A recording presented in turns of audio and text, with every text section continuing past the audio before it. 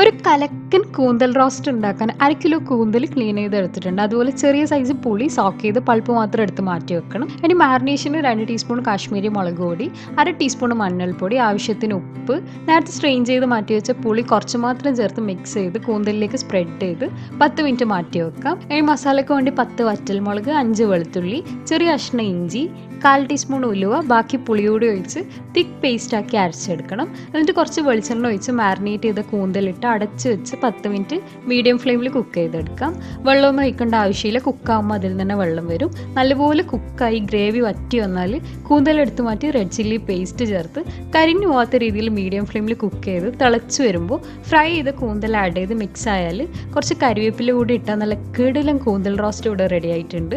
ഈ ഒരു മസാലയോടുകൂടി കഴിക്കാൻ ഒരു രക്ഷയില്ലാത്ത ടേസ്റ്റാണ്. എല്ലാവരും മസ്റ്റായിട്ടും ട്രൈ ചെയ്ത് ഫീഡ്ബാക്ക് പറയണം. സ്ക്വിഡ് അല്ലെങ്കിൽ പ്രോൺസിലും ചെയ്യാം. Anyway, thank you so much for watching. Will be back soon with another video.